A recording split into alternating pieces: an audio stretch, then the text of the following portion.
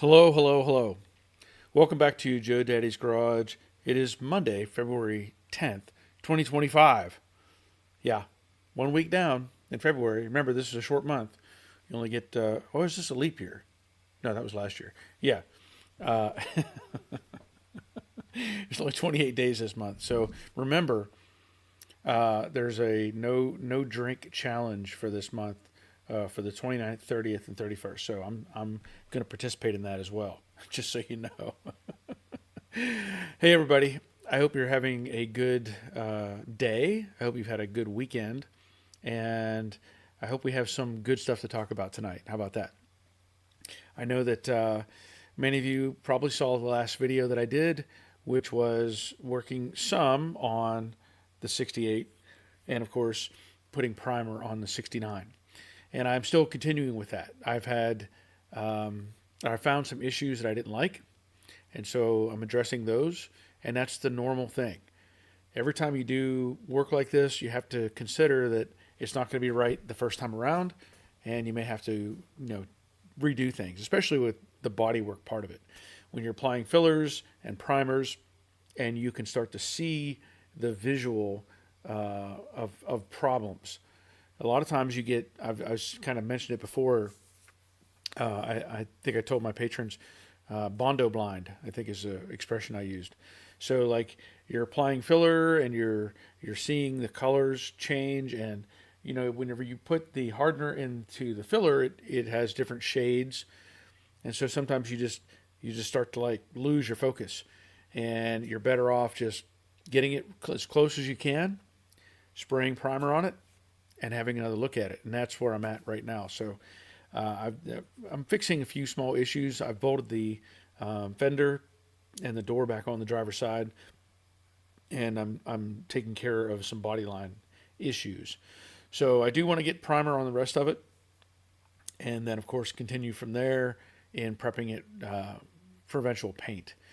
I haven't done anything today on the Fangled Fastback, and I will point out that I did something stupid on Friday, and so I managed to twist my knee and strain my back. Yay! It's fun getting old, but I've learned my lesson, and I'm not gonna put myself in that position again to make that happen. Also, it is currently about 57 degrees here in Georgia. I was just looking at the weather app, and we're going to have decent weather, mid 60s up until, well, next Tuesday. Oh no, next Monday it'll be 46 degrees, so it's going to snap back on us a little bit with a low of 26 on that Monday. So we're right now in the 40s. It'll drop into the 30s a little bit overnight during the next week, and that's the norm here. You have this false spring, so you got to start over and get cold again, and have more rain and all that stuff. So it'll be good to go. I hope we have a good group here tonight, by the way. And if you're new to my live stream, I do this on Monday nights at 7 o'clock, and the idea is we talk about cars, and mostly the focus will be like Mustangs, but it's cars in general, and we try to share information, help each other out with ideas or problems that we're having. And my bracket of time as far as cars that I like to talk about is 1955 to about 1979, 80, 81, somewhere in there. I'm not a fan of the throttle body injection stuff, and I'm more familiar with the older vehicles. And my dad, I should also mention, I grew up at a junkyard, so I've been around cars literally all my life. And maybe sometimes I'll come up with a junkyard story. I don't know. It's hard to keep remembering new ones, and I know I've discussed several of these in the past. But if I do, I will let you know, and you'll maybe entertained. I don't know. So I encourage everybody to participate.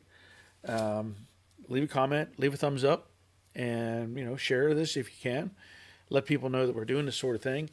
It's been a really good thing and it's been, I don't know, 2-3 years now, ever since I think ever since the pandemic, we've had a pretty good turnout over the last couple years, and sometimes I miss maybe a Monday night here or there, but usually I'm pretty good about being here. So let's see who's first in tonight, and that is Rick Gain. Cold, icy, and annoying weather in New Jersey.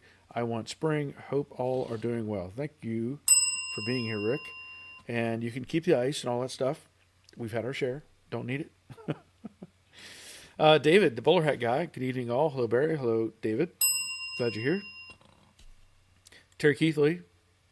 Hi, all. Snow is on the way. Please hit the thumbs up and like for Barry. Thank you kindly. Terry, Betty, and the cats. Yeah, I'm still excited to know that there are people that have their pets watching.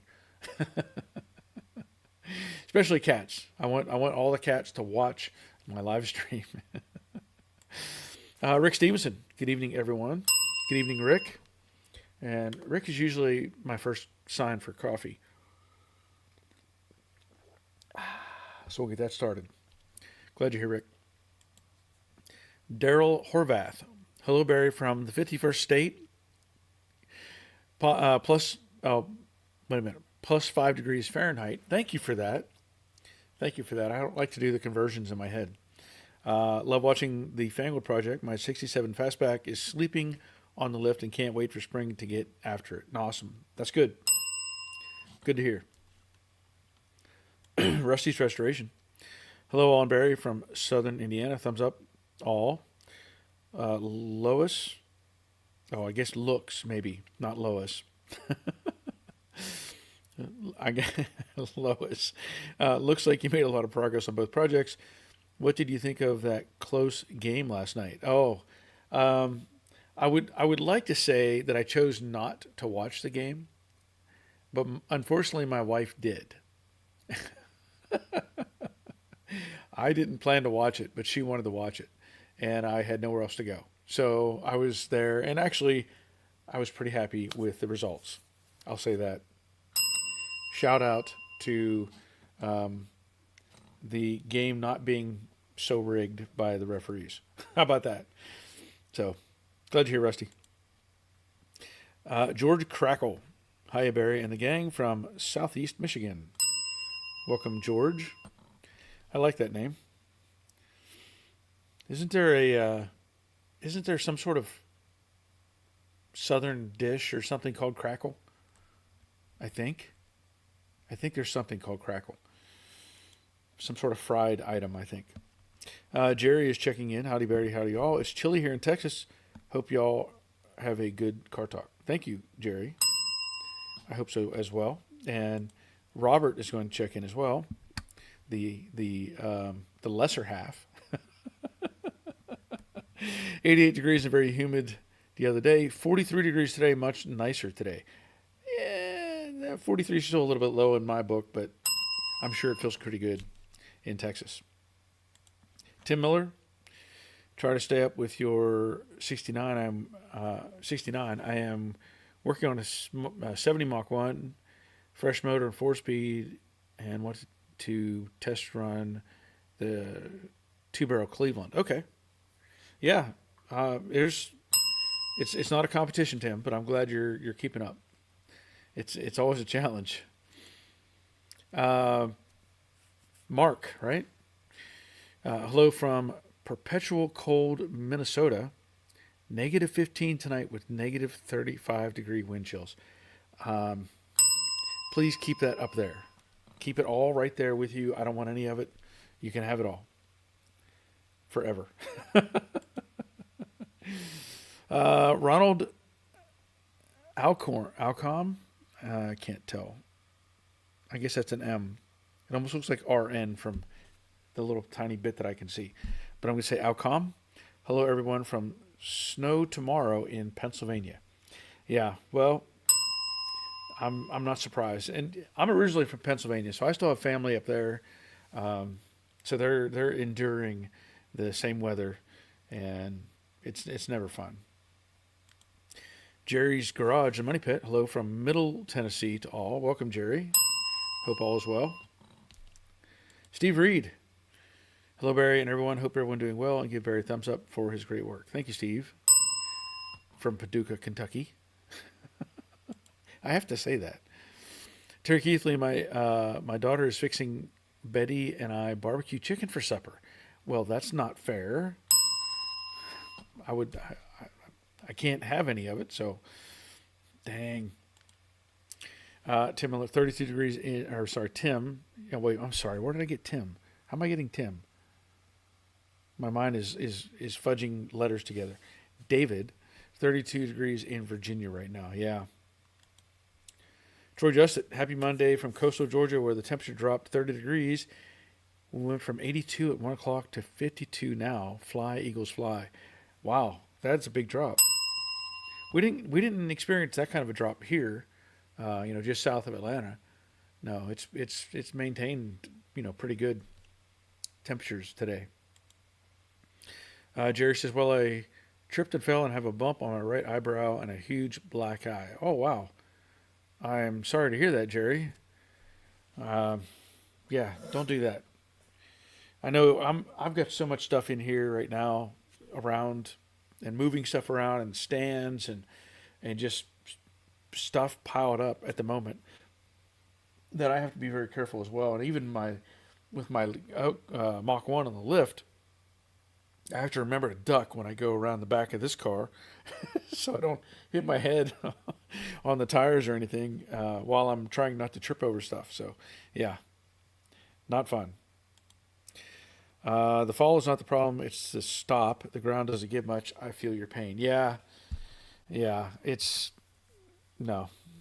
definitely the abrupt stop is the problem. If we could all just free fall, just like jumping out of a plane, you free fall, and hey, this is great. No, it doesn't work that way. Troy says the roll-up door installation looks good. How's it working? It's actually working pretty well. I did a video on that on the other channel, Joe Daddy's Workshop, and I'm pleased with the results. Now I will say I have one flaw, and I can't really show you very well. The center up here, where it just starts to go underneath the door when it rolls. In hindsight, I don't know if I should have taken that a little bit higher, or if I could have taken it. I don't even know if I could have actually. But it's got a little bit of separation right in the middle, so I'm gonna have to retape that and hope that it stays. But the rest of it is hanging on really good. So, I probably could have added more tape in that midsection, but I didn't really didn't know what to expect. So it's gonna be fine. But I do like the insulation. George says, I think the Southern Dish is Cracklins? Oh, Cracklins. Okay. Yeah, it might be that. Maybe that's what it is. I know it sounds pretty similar. You could probably make something up and just name it Crackle and say, maybe it's a candy or something. There's something that comes to mind when I see that. But yeah, and Cracklins are fried pork skin. Yummy. Yes, I like those. Those are good. I will admit, I do like fried pork skins. Travis Holtman, hey all, too busy at work to watch. I'll watch it later. Have a great night, everyone. Thank you, Travis. Glad you checked in. My #1 patron. Appreciate you. The Dutchman's Woodchuck. Howdy, back home in Illinois. Okay. Yeah, that's right. You were in Hawaii or something, weren't you? So glad you're back. Blue Healer. Man, I haven't seen that name in a while. I don't think I have. Hi, Barry. Greetings from Texas Hill Country. Had our first Mustang cruise for barbecue last week. Cold weather has returned. Hopefully not for long. Enjoying the Fangled series. Awesome. Thank you, sir. I'm looking forward to getting more done. David, did your camera take any damage when it fell over from the video 10 days ago? It did not. Well, it didn't take any permanent damage. It was when I was filming and I'm holding the camera and I had my gloves on, which I occasionally do have my gloves on when I'm holding the camera, but for whatever reason, it slipped out of my hand. And I don't know if you all remember, a year or two ago, I had damaged the lens, and I'd done it before. I'd actually got hot sparks from welding have hit this lens, and I've replaced this lens twice, the inner lens, the actual viewing lens. And so I ended up buying this external lens, which is just a fine thread cover, let's say. And when it hit the floor, it must have hit right on the edge of this and popped it out. So it took the abuse, but the camera seems to be functioning just fine, which is great. I don't need to be buying another camera. I have plenty of those, but yeah, it's good to go. So thank you. Daryl, with respect to the Fango project, at the point you are currently, is the only difference between your 68 and 67 the rear quarters? Essentially, yes. Yeah, 67 and 68. That's the only, well, that's the only structural difference. So the 67, of course, does not have turn signals or side marker lights, right? Um, so that's the only, that's a visual difference. But everything else, body wise, is the same. We know about the inserts on the side behind the door. But yeah, that's the only difference that I know of. Now there's some oddball things with these cars. I think I talked about it. The hinges. I discovered that the hinges that were on this car, one hinge was a 67, and the other hinge was a 68. And so I surprise. I was going to order pins to rebuild the hinges, and then I saw that one was a 67, and I was like, oh, that's not good. And then I had the parts bin from the 68 car that I started with, and there was a set of new hinges in there. So I'm like, we're good to go now. And they're the 68 hinges. So the 67 has that little, well, the 66 has that little plate with the spring behind it that acts like a hook. And then 67, they did that as well. And then 68, they did away with the little spring, and they have that S-curve pin thing, tensioner. So that's the only thing I can think of that's different. Otherwise, it's the same structure. In fact, on these panels, and I can't see it right now. Oh yeah, here it is. Right here in this corner, there's an R and a 6.7 on that panel, and on the other panel it says R6.7 or left L6.7. So I think even on the side piece, it has. I think it shows it as a 67 as well. So that all is the same.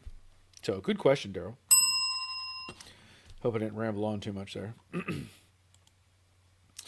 The Dutchman question, I have a 66 convertible Mustang. The front seats are too, I guess, low.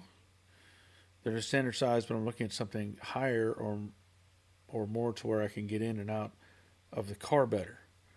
Okay, so you want to have the base platform taller is what you're saying. Now I've not seen. That's kind of opposite of what most people have. Like most people don't like the seats sitting up as high as they do. If you're taller, like if you had a regular hardtop car, people actually try to lower the seats. So I don't know. There's a couple ways you could approach that. I don't know how much you want to raise it up.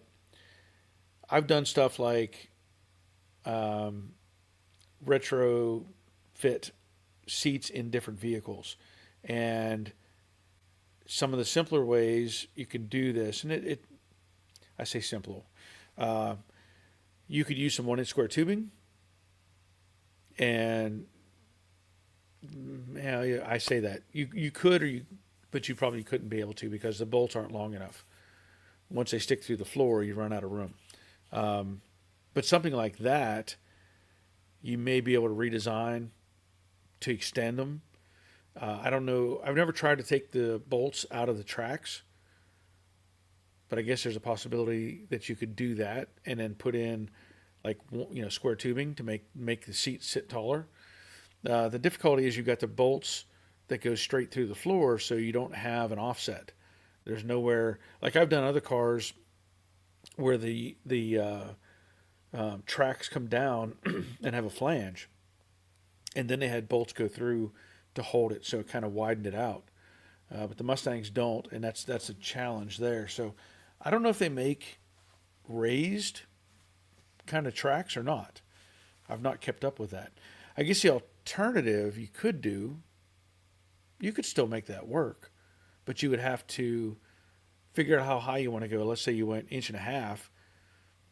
You could make the 1 inch square tubing have a cutout to where you could have a hole in the top, set this track in, and go through the cutout, put the nut on, and then have a second hole underneath where you could drop a bolt down through, and then attach that. So there's a way you could do it, just off the top of my head, is create an opening to where you can drop a bolt down through the raised portion.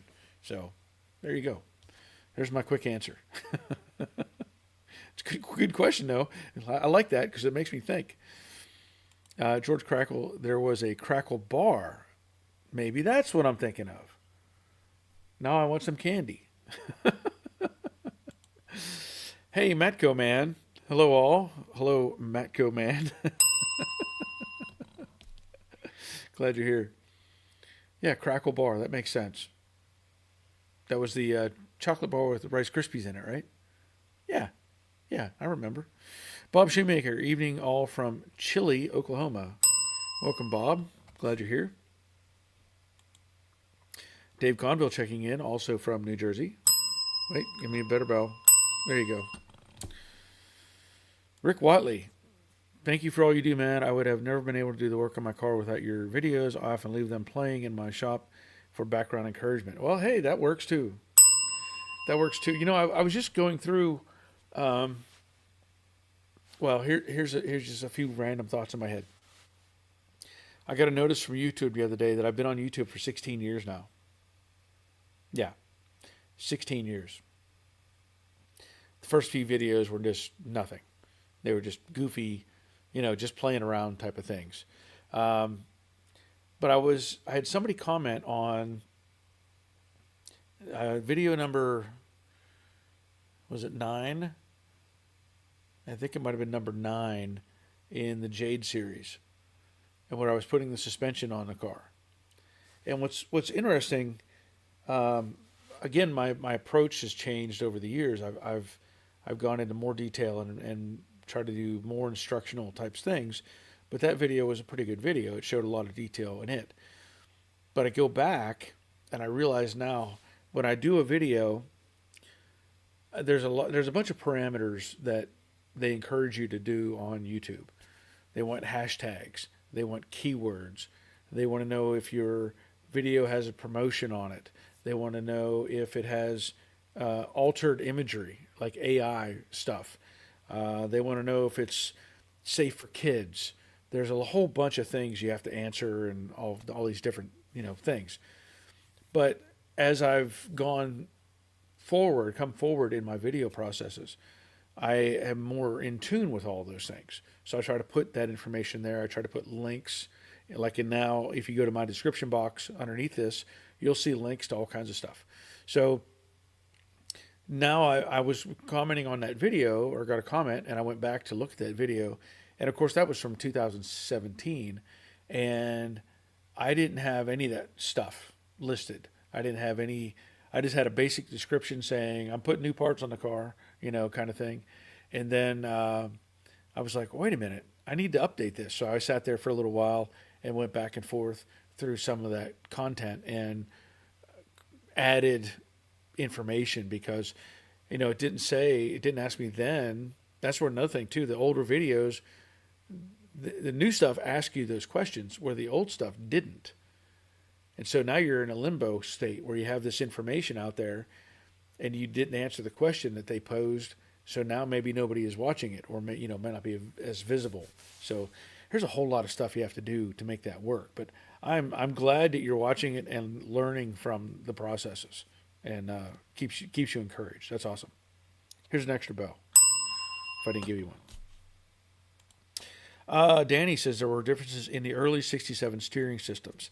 Good point, Danny. Yeah, they still had the spear in the 67 cars. Good upgrade in the 68 to have the safety steering column. But yeah, they had the spear. Like, see, the 67 had stuff from 66 in it still. And then they were trying to transition into 68. That's why, to me, I know a lot of people like the 67.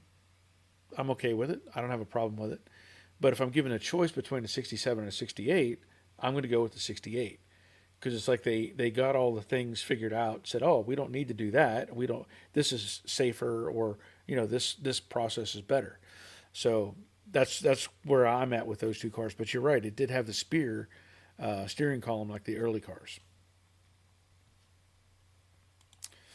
Daryl says, exactly, Danny. My 67 has a Widowmaker steering shaft, whereas 68s had rag joints, I believe. Yes, they did. They had a collapsible steering column. Exactly right. Danny, fuel line changed from one piece to two piece around February of 67. Okay. See, that's another interesting little thing to learn. Let's see. Daryl is asking, Barry, is your email address available to send pictures to? Yes, it is. So I'm going to point this out. I do this. I share this all the time. And if you post Joe Daddy's Garage at gmail.com, no E on Joe and no apostrophe on the S. Just Joe Daddy's Garage at gmail.com. And then as long as you do that, I should receive it. I've had other people, try that and they missed a letter or something. So it's at the bottom of the screen. So if you want to send something, by all means. Dutchman, a couple thumbs up there. Steve Reed. The bolts will. Wait, what? Oh.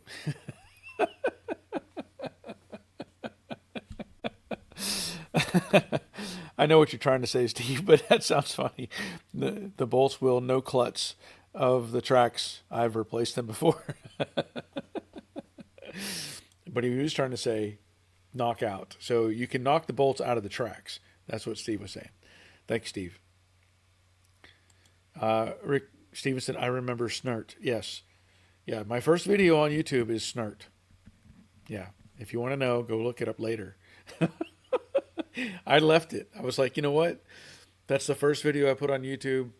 It's staying. I'm not taking it off. And if people want to laugh at it, have fun with it, they can. I have no problem with that. Dawn's Manufactory. Hello from sunny yet Burr PDX. 30s during the day, 20s at night. Ooh. No thank you, Dawn. No thank you. But I'm glad you're here. And I'm enjoying your guitar videos. I really am. It's cool. I'm glad you're able to do that sort of thing. I know that we talked about it briefly. I was saying I don't have the skills to play a guitar, and I know you said yes, you can do it. You can do it. You can do it. I'm not even going to bother. I'm not going to bother. I did play bass. I played tablature. I did not. I don't read notes. I could play tablature, and that was good enough for what I did. But you're reminding me now, whenever you're working on these guitars, and not that I'm, what is it, a luthier? Is that what it is? Correct term, luthier is somebody who works on guitars. Not that I've ever been in that category, but the scenario that I ran into was the church that I went to needed a bass player. And so I said, I used to play drums, so I can understand rhythms, but I'm not a good set drummer. I'm a snare drummer.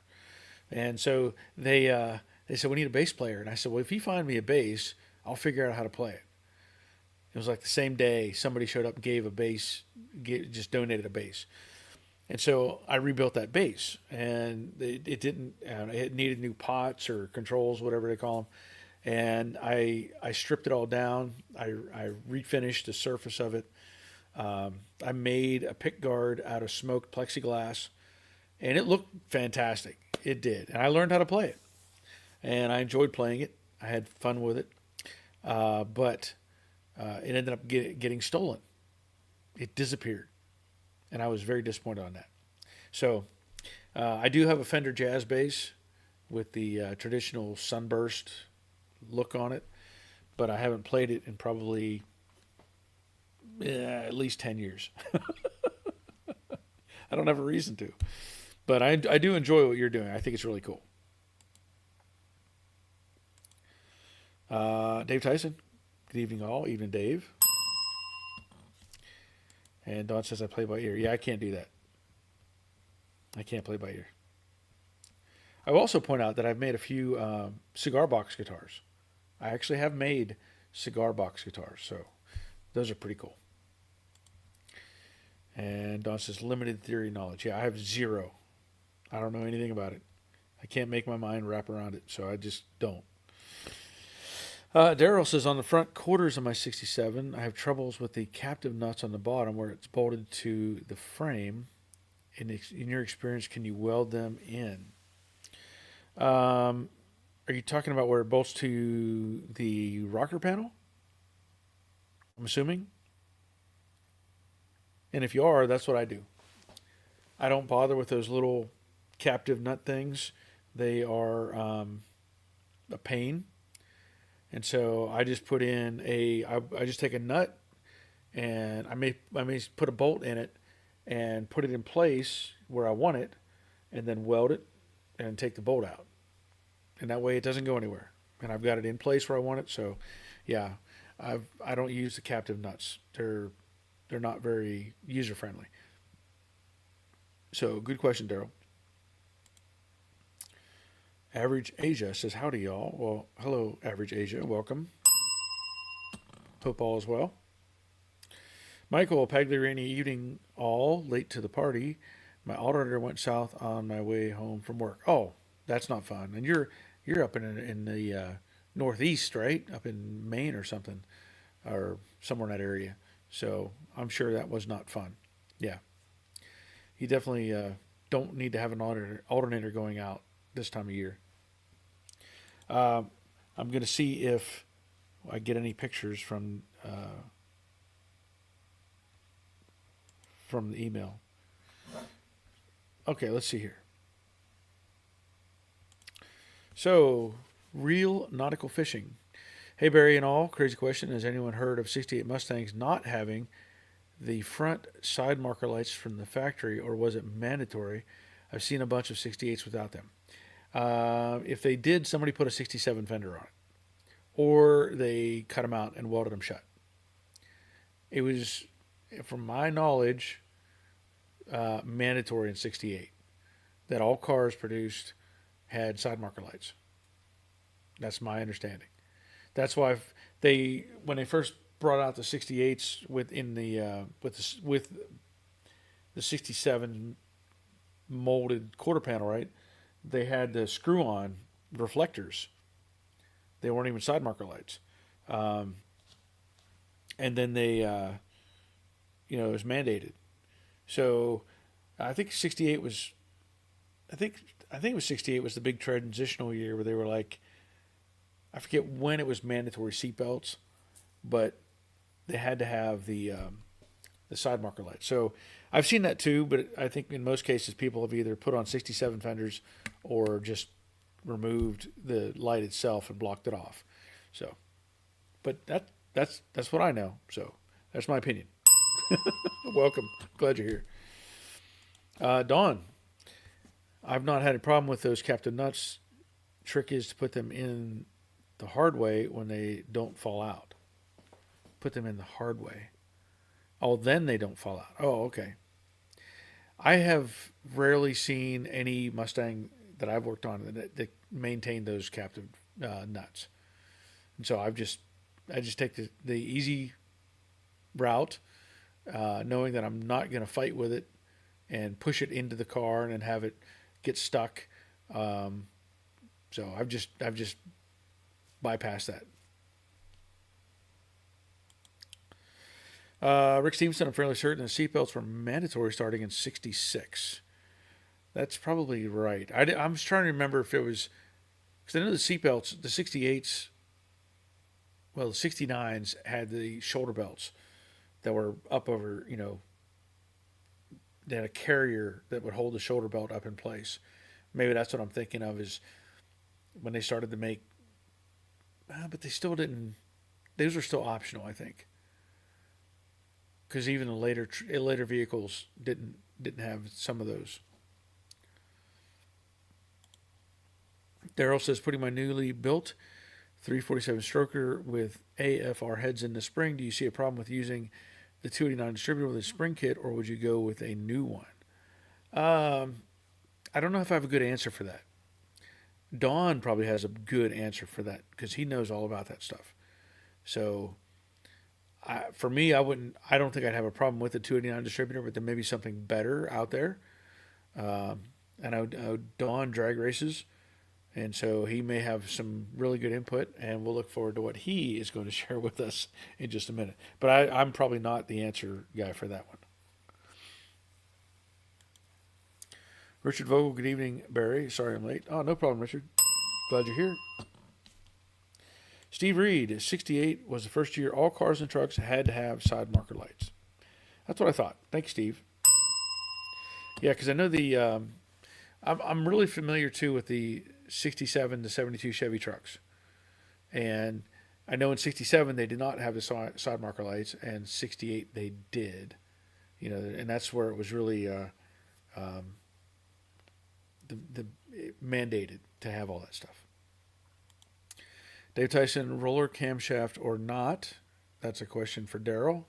So is it a roller cam? And Don says, only problem with the OEM distributor is the plate. So, okay. Still not received an email for picture time. Okay, so Daryl says it's a roller cam in a Mexican 302 block. Okay. Larry Bibby, hi guys. Hi Larry, welcome.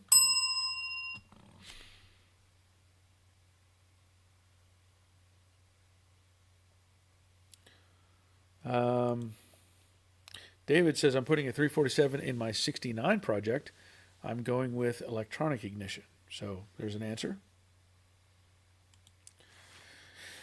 Dawn, then of course there's a question of which gear to use depends on the cam. So that's another good point. Thank you, Don. Black GTX 68 is when seatbelts were federally mandated. Okay. Thank you, sir. Rick Stevenson, roller cam needs a distributor with a steel gear. So there's some input as far as that goes. Thank you, Rick. And see, that's why we do this stuff, to try to get this information out there, help each other with this stuff. I know that I'm not as well versed with engine stuff. I know I can build engines. I have no problem with that. But when it comes to which heads are best or what this or that or the other, I don't know. I mean, I would do research on those sort of things, but I really don't. I don't keep that in my mind as part of my inventory.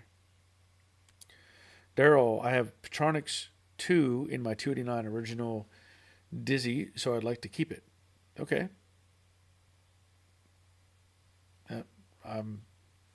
Sounds good to me.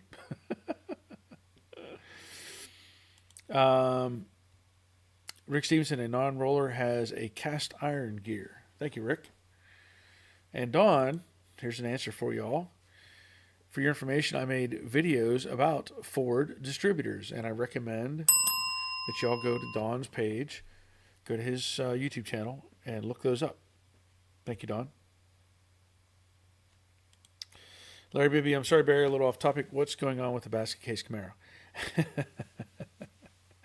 It is, it's sitting. I know. I've let everybody down with that car. Um, it's because it's my car. Uh, it doesn't have a priority. I'm doing the 69 for Charles. I'm doing the 68 for somebody else, and uh, my cars tend to just barely get worked on. So it's not a priority. And I did look into um, getting parts, some new parts from AMD, and I have not committed on that just yet. I know in the past they had, at least somebody told me they would offer me panels that I could put up and put on the car, and they never came through with that. And I followed up with a guy that I know who's a distributor, and he gave me some pricing on it, and I I really can't justify buying the parts right now. If they were to give them to me, that's different. They add up pretty quick, as we all know. But I can't justify buying the parts when I know that they're going to be sitting, because I've got these cars to build. If I could clone myself and have two or three of me here, I would have a lot more done. But as it is, I'm kind of stuck with what I'm working on. I can't stop these processes at this point. So sorry. Good question though. Thank you. Daryl says, Dawn, can I PM you, Dawn, if need be? And he says yes. So like I said, go to Dawn's his YouTube channel, and you can follow up with that.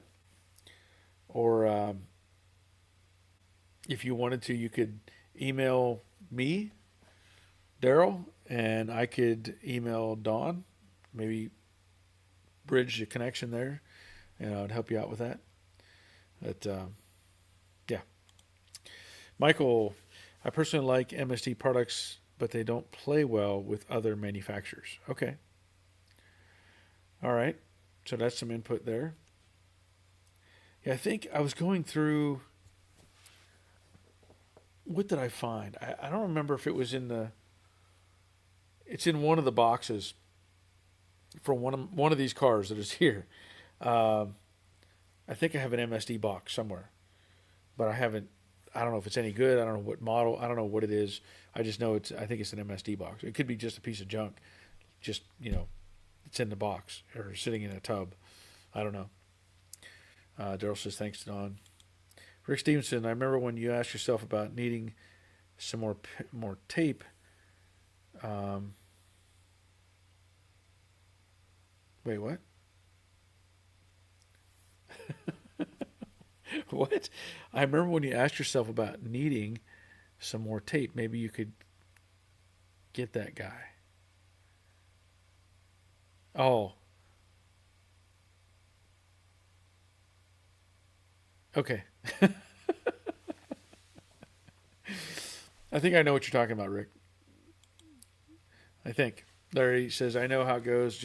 I have a Rust Bucket 68 Camaro named Rusty. Think Corvette bronze for color of paint. Okay. Well, I've done videos on the black 68 Camaro. Now that's some of my early videos. Camera work isn't the best, but I do have videos on the black 68. So if you haven't seen those, you can check those out. Maybe that'll help out. Steve Reed, get your twin brother help. Yeah. Yeah. I wish. My luck though, if I had a twin brother, he wouldn't even want to be out here with me. Richard, I have a Petronix ignition, but people still recommend keeping a set of points in your car's toolkit. Yeah. Matco Man, just watch out for fakes on MSD. Okay. I didn't know that was something that was happening. Um, Daryl says just email a test picture of my 67. Okay. So I'm going to download that. And let me go over here to my side area where I have pictures to remove previous pictures that were sent to me. And I have to go to my downloads, go back and forth a few times. Here we go. Ooh, I like it. Yeah, that looks nice. I like the wheels too. Ah, you get a couple bells. Very nice, Daryl. I like it. As you can see, I know that the vertical pictures, sideways pictures, horizontal pictures work better, but that's fine. I like it. Rick Watley, small block forge hashtag. Okay. Glad you're here, Rick. Steve Willett. Good evening, all. Good evening, Steve. Glad you're here. Richard Vogel, real nice fastback. Yeah, that is pretty sharp. Let's pull it up one more time. One more time. Yeah. Yeah, very nice. One thing I've looked at on these cars, and I don't know that I've seen it. So on the 67 and 8, you have the little vent on the side, right? And I know I've seen it on the 65 and 6 cars where they have like a piece of plexiglass in there, or it's a window. But I've not seen that on a 67 or 8. And I don't know if it's feasible, first of all, because the inner structure is welded to the outer structure at that location. So it would take some extra effort to fabricate a structure to hold that together like it's intended. But I always thought it was pretty cool, the little window they had on a 65 or 6 fastback. I just thought it looked kind of cool. Steve Reed, I have MSD distributor and box POM on my 302 in my Mustang. Yeah, MSD. It's yep. David, that's a very pretty car, Daryl. Yes, I agree. Black GTX, sharp looking car, Daryl. Dave Tyson says nice. Rick Stevenson, those wheels look really nice with that red. Yes, they do. I don't know what they are. He says the wheels are from Coy's. Yeah. Yeah, that's sharp. I like it. I like it a lot. Let me pull that banner down. It gets on me after a while. Matco, that was a 66 Shelby. Yeah, talking about the little vent window. Yeah. And again, I don't know if they did something different to make that work, because these cars, the inner panel and the outer panel mate there, and then the vent covers that up. But I don't know. I just thought it was a cool look to have that little piece of plexiglass in there. Steve Rudolph says looks great. Let's see, Dave at 778. Hi all, enjoying the conversation. Welcome, Dave. Glad you're here, and I'm glad you're enjoying the conversation. Daryl, thanks guys. I'm proud of it. Labor of love. Yeah, they all are. I understand that. It does look really good. Dave Tyson says vent window. Yeah. Dawn says, Daryl, haha, that means you spent more than your wife allows. When you say labor of love. I get it. That makes sense. Steve Reed says, my keyboard and internet is messing up tonight. Okay. I get it. Mustang in garage. Good evening. This is Anthony and some friends talked to me into putting my coupe to fastback conversion on YouTube, It won't last long until I'm done, I imagine. I'm glad YouTube is free. Okay, awesome. Glad you're here. Mustang in garage. Steve Willett, Barry, recall you had issues with quarter panels being about 1/2 inch long at the tail panel. Has this been a problem when using the full dynacorn floor pan? That I have not seen. Um, the pans have been consistent. I have not seen like extra length in that issue. What I've always run into is, especially on the 65 and 6 cars, the driver's side quarter panel is just long for whatever reason, and that's why I got into a lot of what I got into was the multiple test fits and putting pieces together to verify why or how they should fit together.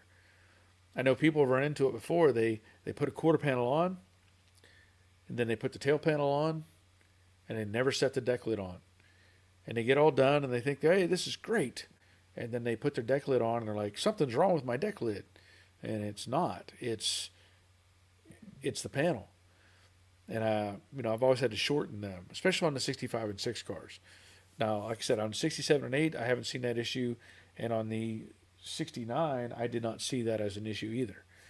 But like I've had good luck with the floor pans, so I don't think it's a floor pan issue. I think it's actually the quarter panels themselves, for whatever reason, were made incorrectly. That was a weird sound. I don't know what that was. So, good question, Steve. Daryl Horvath. I put rear retro sound speakers inside the louvers. Perfect ear level. Made it so the sliders still work. Okay. Interesting. Steve Reed, on 65 and 6, you have to cut the brakes out. Oh, I guess braces out for putting in windows. Okay. Tim Miller, work on my brother's 69 Dart 340. Protronics pickup was missed. And it's 2 volts and it's supposed to be 12 volts. Oh, okay. That's not good. Steve, I'm thinking dynacorn floor pan and quarters are longer than original. Now that I'm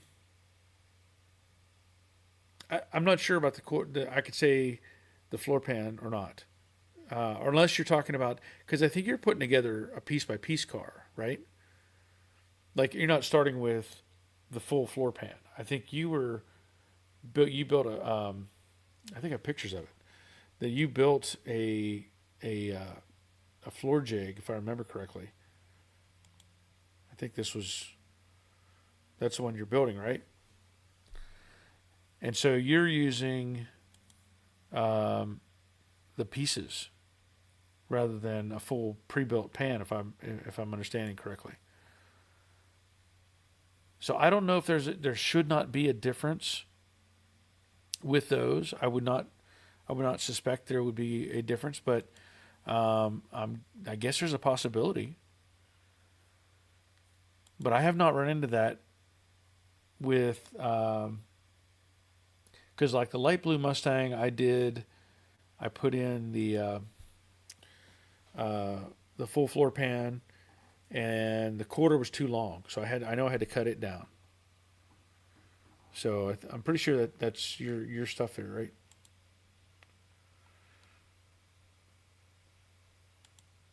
Don says that sound FedEx tossing your box as a speed bot. Yeah, that's pretty accurate.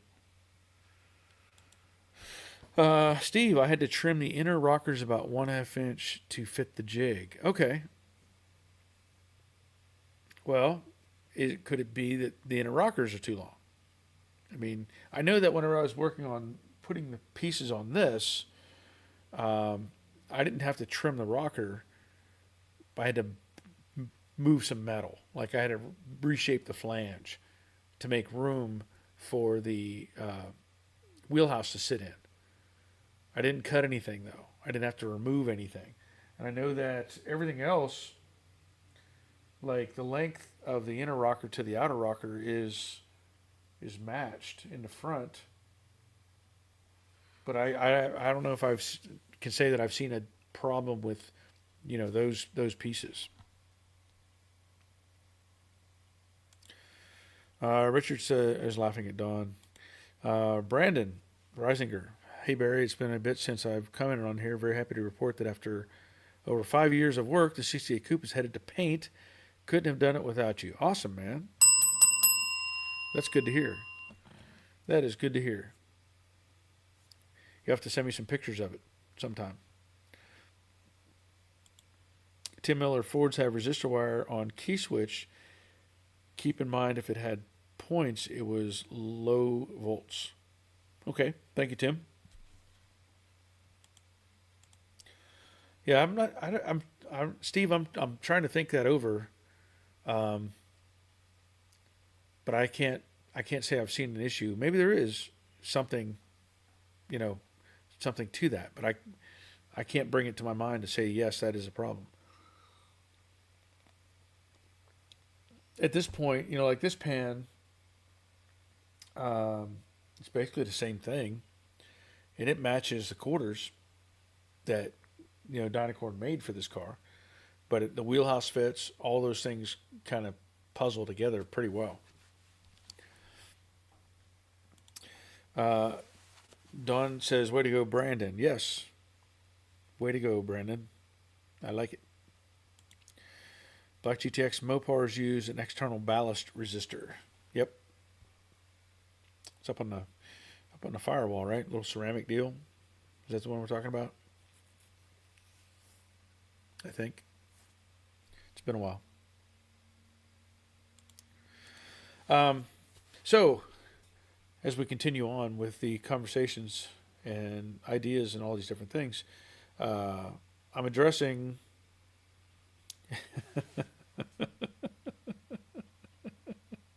Steve says, I think it meant let's go, Brandon.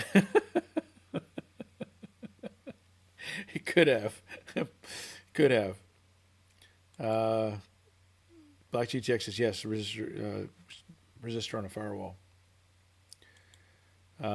Esteban Jones panels, they are still reproduced and sold by Tony Branda. Missing something there. Are you talking about the quarter panels? I'm kind of lost on that one, but I'm glad you're here, Esteban. Steve, let's go, Brandon. Tim Miller says removed from a 69 Dart. Yeah. I'm not sure what exactly you're trying to say, Esteban, because I don't see any other comment there. So anyway, I'm working on getting the 69 ready for the hopefully what will be the final round of primer. I had to do some extra work on the fender and the door on the driver's side, and I'm going to prep the back of the car and get all that stuff sprayed. And that primer that I used, that is stuff that Charles had bought. So he had provided me with the red primer that I used on the bottom of the car, the black epoxy, and the Deltron is what that gray stuff is. And, I was spraying in that video, I started spraying the extensions, the quarter extensions. And I mentioned this in the video. Whenever I use my spray gun, let me grab it real quick, and I clean it up. And it's kind of just force of habit, but I guess I wasn't forcing myself to do it correctly. Because when I was spraying that, I knew it didn't feel right. It didn't look right, didn't feel right, and I was like, what am I missing? So you've got different controls on here. You've got an air control, and you've got the fan, and the needle control. And so all paint guns basically have those functions. This has a separate air regulator on it, so you don't really mess with the lower air control. But normally when I clean the gun and I put it away, and this is what I learned to do a long time ago, you squeeze the trigger to full load, and then you rotate in on the pin until you feel it touch the trigger, like it's going to resist, right? So if you were to keep turning this, it would push your trigger off. And so when you're setting a gun, that's how you do it: full trigger, and you bottom out the needle so that it's at full trigger, it's wide open. But what I did was I had this out too far, and so when I was squeezing the trigger, I was not getting the full pattern. I was getting a smaller pattern. And so just a point of reference. Whenever you're doing that, always make sure you've got the needle set before you start spraying. And this gun, I've said it before, I really do like this thing. This is the Master Pro HVP Pro 88 HVLP, and it comes with 3 different tips. And I've been using this for just about everything, paint and all, and it's done a really good job, at least in my opinion. So, it's one of those things you don't want to become complacent when it comes to doing certain things, and apparently I was complacent, and so I made a good example for everybody else to see. So let's see. Brandon started with as a. I don't know what. Okay, we're gonna move on. Esteban, see above. You skipped over it. Mine is grayed out as. Oh. Okay. Now there may be. I haven't.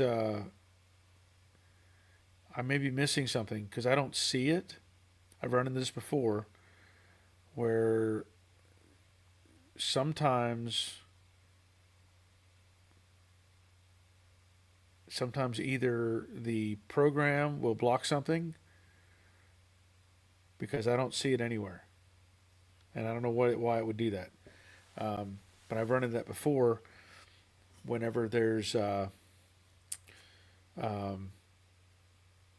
something that may have a verb, a word in it or something that is not acceptable, that it'll block it out. I'm not saying you did that. I'm just saying sometimes it does. So I don't know. I don't know why it's not showing. And I can't just like click on your name and have everything that you said come up either. That's one of the other drawbacks to the way this works. So I'm sorry. I don't know what exactly was being said. That's weird. And if I skipped over it, it must have been. I don't see it. I don't see any other comments. Just that one. So I apologize for whatever's going on there. Daryl sent you pictures in case your followers want to install louver sound. Okay. Dawn, double check the fan air passage. My Master Pro had a leak at the fluid tube, so fan air caused bubbles in the fluid path. Okay. I'll take a look at that. Mine has actually, been pretty nice. I'm going to download a couple of these pictures that, let me see what others.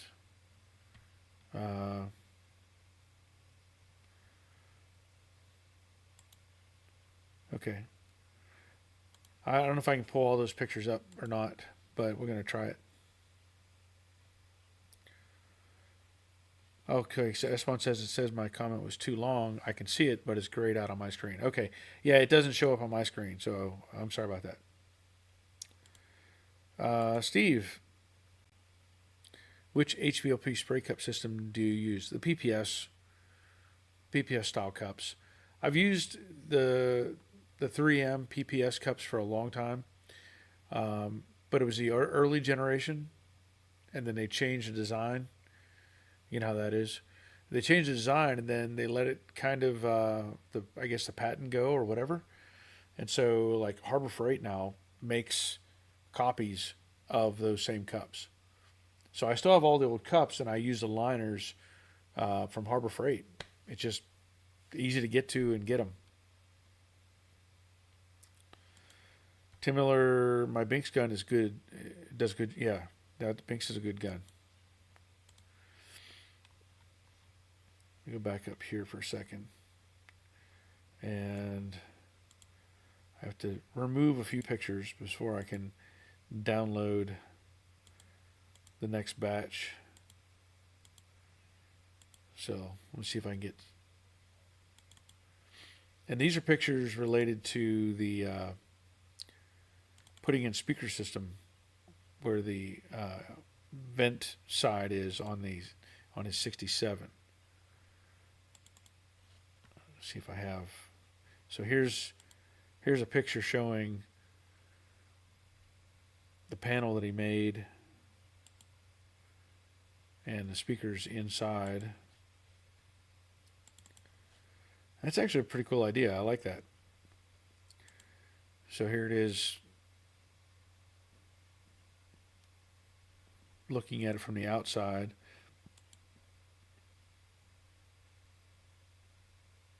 Yeah.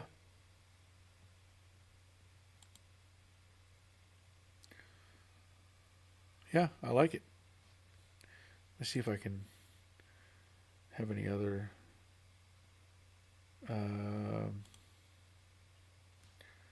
Oh, wait a minute. Got one more picture I can pull up.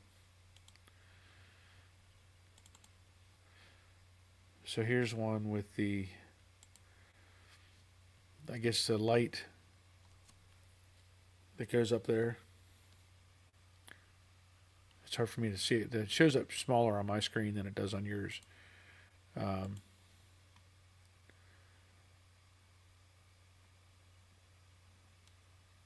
guess it says open and closed on there. Okay. That's pretty cool. Good idea. Let's see. Whoops. Dawn says give Barry a thumbs up. Yeah, by all means. Thank you, Dawn. David, that's a very cool idea, putting speakers there. Yeah, I like it. Richard, I think Esteban might be referring to the 65 Shelby quarter panel vent delete kit that Tony Branda sells. Okay. Now I get it. Thank you, Richard. That makes more sense now. I wasn't sure. I don't know why, they limit how much information or whatever you can put in these comments, and that's out of my control. So thank you for that. So as I was saying, I'm trying to get the extra, primer work done on the 69, and I really haven't been, haven't really filmed much of it. I know I've posted a lot of stuff about painting or priming and different things like that, and sometimes I just need to get the work done. So it's just like I don't want to stop and film this and do those sort of things. Now there will be something that I come up with as far as video, for this coming week, and I may actually, now that I've been thinking about it, I may do some re-edits on some of the Jade videos. Like I did all the suspension work and stuff, and I have those in separate videos, and I'm kind of debating on putting those together to make one long video instead of two separate videos. I run into it all the time when I've made videos in the past where it's been like part 1, part 2, part 3, and inevitably somebody will see part 1 and never get to part 2. Or they may find part 2 and never know that there was a part 1. And I don't blame them. It's not their problem. It's just the way I was doing things back then. I only try to make videos that were like 15 minutes long. And I know people like to have the longer videos. So I may do some re-edits on some of those videos to make a longer version and try to cover more of the process in that as well. Especially since I know that the older videos don't have the parameters of what I'm doing right now. and trying to put in all the keywords and all that stuff. That's another thing. I get offers all the time from companies that want me to pay them to do all the keywords and SEO, whatever junk. And I've gave one guy an opportunity. I said, okay, do something with this video. And he looked it over and he said, oh, that one's already optimized. Well, then you're not doing me any good. I said, forget it. If you can't do anything, if I'm already doing what you're suggesting, there's no reason for me to pay you to do that stuff. So anyway, I may go back and mess with some of that as well. Otherwise, I'm pretty much done for tonight. My voice is starting to go, and I've got to go in the house and get something to eat here in a minute. So Esteban, correct, Richard. What Tony Brenda sells is a reproduction of what Shelby did, windows and inner piece to fill, same as my original Shelby GT350. Okay, thank you, Esteban. That makes more sense now. I appreciate the input. But yeah, I think that's where we're at for tonight. My voice is starting to go, and it's time for me to go in the house. So it's been fun. It's been some good conversation again, and I do plan to be back next Monday at 7 o'clock once again. So I hope everybody comes back and checks in, and we can discuss some more stuff and see what's going on. But that'll be it for tonight. So until next time, take care of yourselves. See ya.